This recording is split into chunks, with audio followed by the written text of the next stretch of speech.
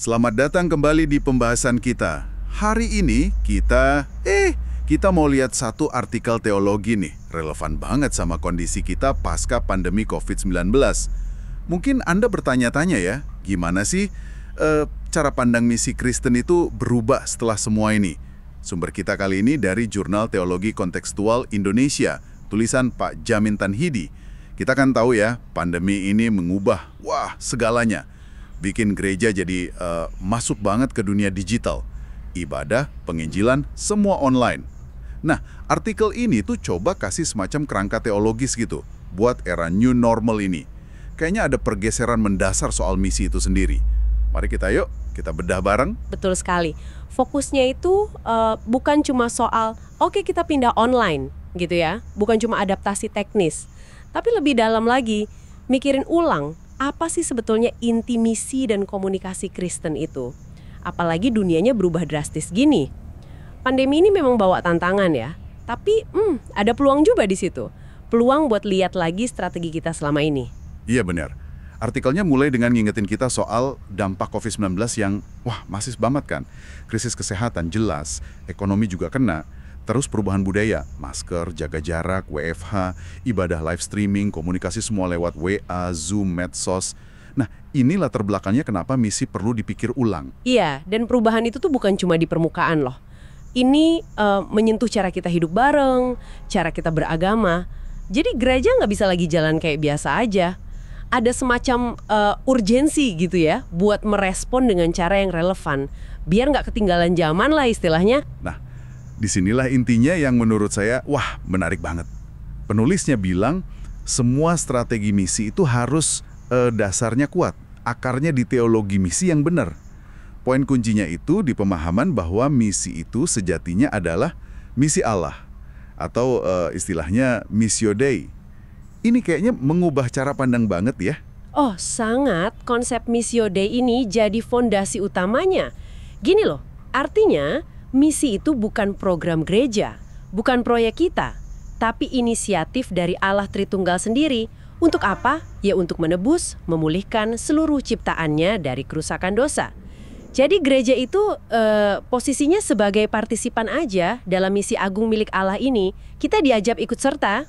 Oke, jadi missio Dei itu dasarnya ya, misi milik Allah. Betul. Nah ini dijabarkan lagi jadi dua aspek lain, melengkapi kerangka yang disebut 3M itu. Yang kedua, missio Christos. Missio Christos, misi Kristus berarti ya? Tepat. Ini nunjukin gimana Allah menjalankan misinya itu secara holistik. Nggak cuma soal roh doang, tapi nyentuh aspek sosial, ekonomi juga. Kalau kita lihat pelayanan Yesus kan gitu, menyembuhkan orang sakit, kasih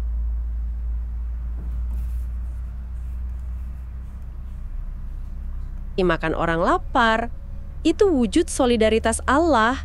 Penebusannya itu kristosentris, ya jelas pusatnya Kristus, tapi sekaligus kosmosentris, menjangkau seluruh ciptaan, nggak cuma kelompok tertentu aja. Kosmosentris, berarti luas banget ya cakupannya? Iya, luas banget. Nah, yang ketiga itu missio ecclesiae, misi gereja. Sejak Pentakosta kan, gereja itu dikasih kuasa Roh Kudus buat ikut serta dalam misi Allah tadi.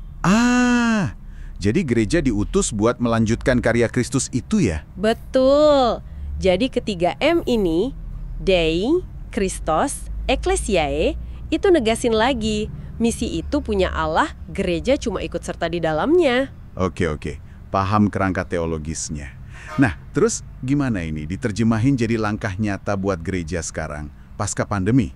Artikel ini kan nyorot 3 hal penting tuh. Iya, ada 3 implikasi strategisnya. Yang pertama, gereja perlu kasih perhatian lebih serius pada isu-isu kemanusiaan global. Kan misi Allah peduli sama seluruh ciptaan tuh. Jadi gereja juga harus terlibat dong di isu keadilan sosial, kesehatan, ekonomi, pendidikan, HAM, bahkan lingkungan. Jadi pelayanannya holistik gitu ya? Nggak cuma ngomong firman, tapi ada tindakan nyatanya juga. Tepat sekali, harus holistik. Itu wujud nyata dari missio Dei tadi. Oke, itu yang pertama. Terus yang kedua? Yang kedua, ini juga penting banget, apalagi di konteks Indonesia ya, menggalakkan dialog yang konstruktif dan terbuka dengan umat beragama lain. Wah, ini relevan banget ya. Iya kan? Karena misi Allah itu tadi, kosmosentris. Buat semua bangsa, ya pendekatannya nggak bisa eksklusif. Perlu toleransi, saling menghargai keberagaman. Ini kan sejalan banget sama semangat Pancasila, Bhinneka Tunggal Ika kita.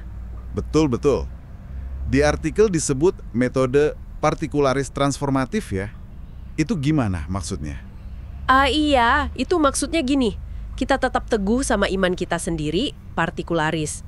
Tapi cara kita berinteraksi sama orang lain, itu tujuannya membawa perubahan positif, transformatif di masyarakat, sambil tetap menghargai mereka sebagai sesama ciptaan Tuhan. Oke. Jadi menghargai sambil tetap jadi diri sendiri ya? Bisa dibilang gitu. Nah, implikasi ketiga, ini yang paling kelihatan di era new normal. Makin gencar dan cerdas memanfaatkan media sosial serta komunikasi virtual. Nah, ini dia nih.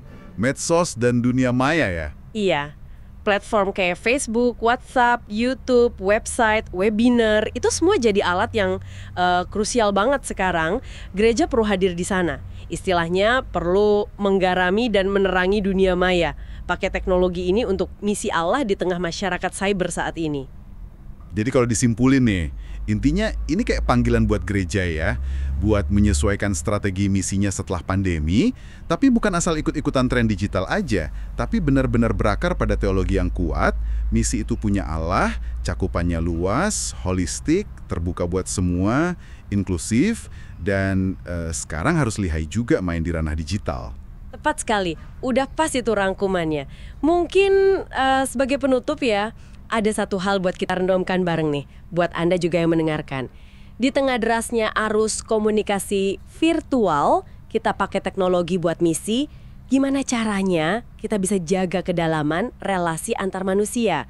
Gimana kita mastiin transformasi spiritual yang otentik itu tetap terjadi? Jangan sampai pelayanan digital kita cuma jadi sebar informasi aja, tapi nggak benar-benar nyentuh dan ngubah hidup orang. Pertanyaan penting itu. Iya, sesuatu buat kita pikirkan lebih lanjut ke depannya. Gimana caranya teknologi ini bisa mendukung relasi dan transformasi yang sesungguhnya.